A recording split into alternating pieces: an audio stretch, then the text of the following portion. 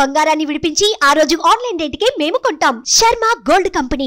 నమస్తే రమ్మగారు. నమస్తే జయ. రమ్మగారు, గురు పూర్ణిమ, ఆషాఢ పౌర్ణిమ. ఆషాఢ పౌర్ణిమ, గురు పూర్ణిమ, ఇంకోటి కూడా చెప్పాలి, వ్యాస పౌర్ణిమ కూడా. వ్యాస మహర్షి జన్మదినం.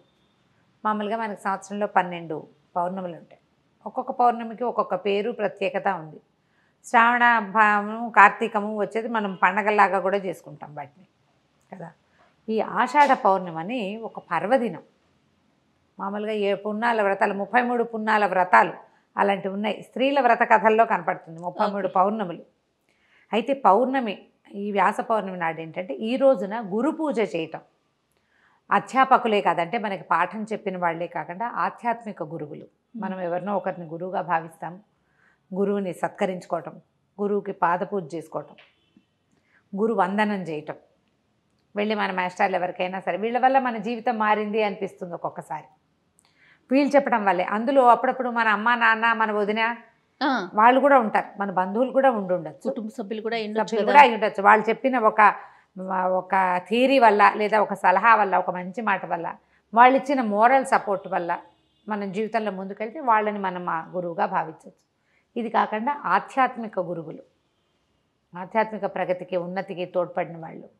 ఎవరివైనా మనం ప్రవచనాలు వింటాం, వాళ్ళని గురువుగా భావిస్తాం. వాళ్ళు చెప్పినవి తూచా తప్పకుండా పాటిస్తాం సాధ్యమైనంత వరకు. ఏ ప్రవచనాలు లేకుండా కూడా ఒక్కొక్కసారి మనం కొంతమందిని, పెద్దవాళ్ళని గురువుగా భావిస్తాం. వారిని దర్శించుకోవటము, పూజించుకోవటము, అది ఈ రోజున చేసేది. అయితే వ్యాస భగవానుడు ఈ రోజున జన్మించాడు. కృష్ణద్వైపాయనుడని వ్యాసుడు, వ్యాస మహర్షి అని చెప్పుకుంటాం కదా. ఈయన ఏంటంటే ఇవాళ రోజున జన్మించడం వల్ల ఆయన జగద్గురువైన శ్రీకృష్ణుడిని మనకి పరిచయం చేశాడు. వ్యాస మహర్షి వల్ల, వ్యాస మహర్షి ఏం చేశారు, ఈ మన ఉద్గ్రంథంలాగా ఉండేది, వేదం అంతా ఒక ముద్దగా ఉండేది. అవును, దాన్ని చతుర్విభాగం చేశారు, 4 భాగాలుగా విభజించారు. విభజించిన తర్వాత ఆయన ఇంకేం చేశారు, బ్రహ్మసూత్రాలకి వ్యాఖ్యానం చేశారు. బ్రహ్మ చెప్పిన వాక్యాలని వ్యాఖ్యానించిన తర్వాత ప్రపంచానికి ఇప్పుడు ఇంత పెద్ద విషయం నీకు నాకు ఏమర్థమవుతుంది, సాధారణ వ్యక్తులకు అర్థం కాదు. మానవులకి ధర్మబోధన ఎలా చేయాలి అని ఆలోచించి అప్పుడే మరి వేదాలు కూడా మనుషుల కోసం చేయబడినవే కదా. ఇంత విభాగం చేసినా ఇలా చోడచ కర్మలు ఉన్నవాడు, సంస్కారాలు ఉన్నవాడే దాన్ని తెలుసుకోగలుగుతాడు. వాడు కూడా తెలుసుకోలేడు. చాలా గురువు వాడి చేత్తో పుచ్చుకుని ఉండాలి. గురువుని పాదాలు పట్టుకుని వదిలిపెట్టకుండా ఉండేవాడు తప్పిస్తే సాధారణ మానవుడికి ఆ విషయం తెలీదు. సాధారణ మానవుడికి ఈ విషయం అర్థం కాదు. వాళ్ళకి అర్థమయ్యేలా చెప్పడం కోసం ఏం చేశారు, ఒక ఉద్గ్రంథాన్ని రాయాలనుకున్నారు. ఆయన రాయాలనుకున్నది ఎట్లా రాయాలి, ఏం చేయాలి అంత కథ సంకల్పించుకున్నారు. ఆ సంకల్పించుకున్న కథే భారతం. భారతంలో ఉన్నది అన్ని చోట్ల ఉంది, భారతంలో లేనిది ఎక్కడా లేదు. అంటే ప్రపంచంలో ఎక్కడా ఇదేంటి కొత్తగా ఉందంటే ఆ కొత్త కాదు, అది అవన్నీ భారతంలో ఉన్నవే. మనం ఇప్పుడు చూసే ప్రతిదీ భారతంలో నుంచి వచ్చింది, ప్రతిదీ. అలాంటి ఒక ఉద్గ్రంథాన్ని రచించాలని, దానివల్ల మానవులకి ధర్మం అంటే ఏంటో తెలుస్తుందని భావించాడు ఆయన. నువ్వు భావించినా భావించకపోయినా ప్రతి మనిషికి గురువు వ్యాస మహర్షి. ఉద్గ్రంథాన్ని రచించడానికి పూనుకొని తనకి తెలిసినటువంటి భరతవంశపు కథనే దానికి తీసుకున్నారు. కొన్ని వేల క్యారెక్టర్లు, వేల మనస్తత్వాలు, ఒక్కొక్కటి ధర్మం, ఎవడి ధర్మం వాడిది. ఎవడెవడు ధర్మాన్ని పట్టుకుని నిలబడ్డాడు, ధర్మం పక్కన నిలబడిన వాడు ఎలా ఉంటాడు, ధర్మం పక్కన నిలబడలేక తమ నుంచున్న చోటనే పట్టుకుని ఉన్నవాడు, అధర్మాన్ని పట్టుకుని నిలబడ్డవాడి పరిస్థితి ఏంటి, ఎట్లా ధర్మాన్ని పట్టుకున్నవాడు గొప్ప చరిత్ర గలవాడుగా ఉంటాడు, ధర్మాన్ని వదిలిపెట్టి అధర్మపు కొమ్ము కాసిన వాడు ఎంత అత్యద్భుతమైన వ్యక్తి అయినా కూడా చరిత్రహీనుడైపోతాడు. ఎలా నిద్దాగా ఉండాలో మనుషులు, కష్టాలు వచ్చినప్పుడు ఎలా ప్రవర్తించాలి, డబ్బు వచ్చినప్పుడు ఎట్లా ప్రవర్తించాలి, గర్వం వస్తే నీకు ఎట్లా శాస్తి చేస్తుంది ప్రకృతి, అవన్నీ కూడా వ్యాస భగవానుడు మనకు చూపించాడు. అది మొత్తం ఉద్గ్రంథం రాయడానికి బ్రహ్మదేవుడి అనుజ్ఞ నేను చెప్తాను, ఎవరైనా రాసేవాళ్ళు కావాలంటే వినాయకుడిని ప్రార్థించు, ఆయన రాస్తాడన్నాడు. ఇప్పుడు మనం చదువుకునే మహాభారత గాథని వ్యాస మహర్షి చెప్తుంటే సాక్షాత్తు వినాయకుడే రాశాడు, ఘంటం ఆపకుండా. ఎక్కడైనా సరే ఆగిపోయావా, నేను ఆపేస్తాను, ఇంకా నేను రాయనన్నాడు వినాయకుడు అన్నారా? నాకు కంటిన్యూస్గా చెప్పుకుంటూ పోతేనే రాస్తానన్నట్టు. అయితే ఈయన ఏమన్నాడు, ఒక చిన్న సూక్ష్మం పెట్టారు, నువ్వు అర్థం చేసుకుని రాయాలి ప్రభు అని అడిగాడు. ఆయన ఒప్పుకున్నాడు. అందుకని ఈయన ఏం చేశాడు, కొన్ని వందల శ్లోకాలు, కొన్ని శ్లోకాలు చెప్పేసి ఎక్కడెక్కడ తను ఆలోచించుకోవాలో అక్కడ ఒక పెద్ద శ్లోకం చెప్పేవాడు. ఆ పెద్ద శ్లోకాన్ని వినాయకుడు అర్థం చేసుకునేటప్పుడు మిగిలిన శ్లోకాలు ఈయన వర్కౌట్ చేసేసుకునేవాడు. గ్రంథు అంటారు దాన్ని, గ్రంథులు అంటారు. గ్రంథాల్లో వచ్చేటువంటి గ్రంథి ముడి. 1,00,000 శ్లోకాలున్న మహాభారతంలో 8,800 గ్రంథులు ఉన్నాయి. వినాయకుడే మొత్తం రాశాడు. ఆ దానిని మనకు అందించిన వాడు వ్యాస భగవానుడు. మనకిప్పుడు మనం చూసే కథలు, మనం తెలుసుకునేటువంటి నీతులు, ధర్మం పట్ల మన విచారణ, మన ఆలోచన, వాటన్నిటికీ మూల కారణం మహాభారతం తెలియటమే.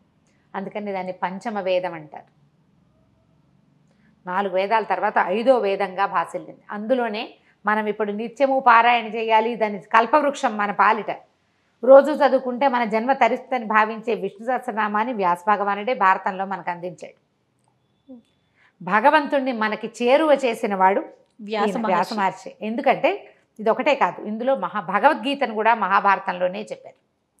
శ్రీకృష్ణ భగవానుడు అర్జునుడికి ఏం బోధించాడో మానవులకి సింపుల్గా చెప్పేశాడు. ఆయనే గురువు కదా మనకి. మరి వేరే ఆధ్యాత్మిక గురువు ఎందుకు? మనం మనుషుల్ని వెతుక్కోకర్లా, మనుషుల్ని వెతకవలసిన పనే లేదు. నా గురువు దొరకలేదు, నా గురువు దర్శనం ఎలా దొరుకుతుంది? ఆతరు కొంతమందికి ఆర్తిగా ఉంటుంది, ఫీల్ అయిపోతూ ఉంటారు, నాకు గురువు దొరకలేదు ఇంకా అని. వ్యాసుడే మన గురువు. భగవంతుడిని ఆయనే పరిచయం చేశాడు మనకి. 10 అవతారాలు ఎత్తాడు విష్ణుమూర్తి. ఏ ఒక అవతారంలోనూ ఇలా ఉండు ఇలా ఉండు అని మనకి చెప్పల. కృష్ణ అవతారంలో చెప్పించాడు. భగవద్గీతలో ఆయన చెప్తాడు, నన్ను ఆశ్రయించు, నాతో ఉండు, నేను నీతో ఉంటా, నువ్వంటే నాకు చాలా ఇష్టం అని మనిషికి చెప్పాడు కృష్ణుడు. నువ్వు నాతో ఉండు, నన్నే గుర్తుంచుకో, నన్నే ఆశ్రయించు, నువ్వు చేసే పనులన్నీ నా మీదే పడే, నువ్వన్నీ నేను మోస్తా, ఎందుకంటే నువ్వంటే నాకు ఇష్టం. రామావతారంలో అలాంటి మాటలు ఏం వినలా మనం. నరసింహావతారం, వామనావతారంలో డైలాగులే లేవు, మనకు తెలీదు. ఆ కృష్ణుడు చెప్పిన వాక్యాలని మనకి చక్కగా బోధించేశాడు వ్యాస మహర్షి. నిజంగా మీరు అన్నట్లుగా గురువు గురించి తాపత్రయ పడక్కర్లేదు, పట్టుకో భగవద్గీత, ఆయన కదా మనకి గురువు. ఆ భగవద్గీతని మనకు అందించిన వ్యాస మహర్షిని ఈ గురు పౌర్ణమి రోజున నమస్కరించుకుని తలచుకొని, మన ఇంట్లో మహాభారతం ఉంటే ఆ ఉద్గ్రంథాన్ని పెట్టి కోసె పూజ అంటారు, 2 పువ్వులు పెట్టండి, దానికి కాస్త గంధం చల్లి నమస్కారం చేసుకొని ధూపము దీపము పెట్టుకోండి. మహాభారతం కానీ భగవద్గీత కానీ ఉంటే అవి మనం పూజనీయ గ్రంథాలలో ఒకటి. పూజ చేసి ఊరుకోవద్దు, పేజీ తిప్పి 4 ముక్కలైనా చదవండి. ఇప్పటిదాకా చదవని వాళ్ళు భారతాన్ని కానీ భాగవతాన్ని కానీ అష్టాదశ పురాణాల్లో ఏదైనా ఒక పురాణాన్ని కానీ తీసుకుని చదువుకుంటుంటే వ్యాస మహర్షి మనకి గురువుగా అయ్యి మార్గనిర్దేశనం చేస్తాడు. మార్గనిర్దేశం లేకే కదా మనం గురువు కోసం ఎందుకు చూస్తాము? గురువు ఏంటి? గురు చీకట్లో నుంచి వెలుగులోకి తీసుకెళ్ళేవాడు. అవునండి, రుజుమార్గాన్ని చూపిస్తాడు, మనకి ఏది సరైందో అది చూపిస్తాడు, అది ఈయన చూపిస్తాడు గురువుగా భావిస్తే. తప్పకుండా నా యొక్క ఆధ్యాత్మిక గురువు ఈయనే వ్యాస మహర్షి. అంతే, ఇంకా ఆయన్నే పట్టుకోవటం అంతే. ఆయన పట్టుకుని ఆయన చెప్పిన ప్రకారం వెళ్ళు, రోజు నువ్వు విష్ణు సహస్రనామం పారాయణ చేసుకో, ఆటోమేటిక్గా నీకు దారి దొరుకుతుంది. ఎవడో ఇంకొకడు వేల్పుచూ తీసుకెళ్తాడు, ఆ రోజుకి ఎవరో ఒకళ్ళు వస్తారు. అట్లా కనుక ప్రయత్నం చేసుకుని ఈ గురు పౌర్ణమి రోజు మామూలుగా పౌర్ణమి నియమాలు ఏంటంటే పగలు ఉపవాసం ఉండి రాత్రి చుక్కలు చూశాక భోజనం చేస్తారు. పొద్దున ఇలా గురు పూజ కానీ ఏదైనా చేసుకుని గురు సందర్శన. ఇదే కాకుండా మనం ఏం చేయొచ్చు, దక్షిణామూర్తి దేవాలయాల్లో శివాలయాల్లో దక్షిణామూర్తి దర్శనం లభిస్తుంది, దక్షిణామూర్తి దర్శనాన్ని చేయొచ్చు. మేధో దక్షిణామూర్తికి పూజించుకోవచ్చు, దక్షిణామూర్తి స్తోత్రం చదువుకోవచ్చు. గురుపాదుకా స్తోత్రం అని దొరుకుతుంది, ఆదిశంకరులు చెప్పింది. గురుపాదుకా స్తోత్రం చదువుకోవచ్చు, పిల్లలతో కూడా చదివించవచ్చు, మంచిది. దక్షిణామూర్తి శ్లోకం ఒక్క శ్లోకం లేదా హయగ్రీవ స్తుతి, ఒక్క శ్లోకాన్ని జ్ఞానానందమయం దేవం నిర్మల స్ఫటికాకృతి ఆధారం సర్వ విద్యానం హయగ్రీవం ఉపాస్మహే. ఇంత చిన్న శ్లోకాన్నైనా పిల్లలకి చెప్పించండి. ఈ గురు పౌర్ణమి రోజున గురు పూజ నిర్వహించుకుంటే బాగుంటుంది. లేకపోతే వ్యాస మహర్షిని పూజించుకుని తలుచుకోవటం, పగలు ఉపవాసం ఉండి సాయంకాలం చుక్కలు చూశాక భోజనం చేయొచ్చు. ఇలా ఈ మన ప్రతి ఇది కనిపిస్తుంది కదా మనకి చంద్రబింబంలో లలితాదేవిని ఉపాసించే విధానం కూడా మనం చేసుకోవచ్చు. ఈ లలిత అర్చన చేయటం అని ఇదివరకు మనం చెప్పాం. ప్రతి పౌర్ణమికి మనం చంద్రబింబంలో అమ్మవారిని భావించి సహస్రనామం చదువుకోవడం, లలితా సహస్రం చదువుకోవటం, పాయసం చేసి కొంచెం వెండి గిన్నెలో పాలు అన్నం మనం పరమాన్నం చేసుకుంటాం కదా, చిన్న వెండి పాత్రలో అయినా పెట్టి చంద్రుడి ముందు పెట్టి ప్రసాదం తీసుకుంటే చిత్తానికి సంబంధించిన మనసుకు సంబంధించిన సమస్యలు ఉంటే అవన్నీ తొలగిపోతే మానసిక ప్రశాంతత లభిస్తుంది. అది చేయలేని వాళ్ళు ఇలా చేసుకోవచ్చు. ఈ గురు పూజా మహోత్సవం సందర్భంగా మనం పౌర్ణమి సందర్భంగా మన గురువుల్ని తలుచుకునే అవకాశం కూడా మనకు లభిస్తుంది. తప్పకుండా. నమస్తే. నమస్తే. సుమన్ టీవీలో మీ పర్సనల్ అండ్ బిజినెస్ ప్రమోషన్స్ కోసం కింది నెంబర్కి కాంటాక్ట్ చేయండి.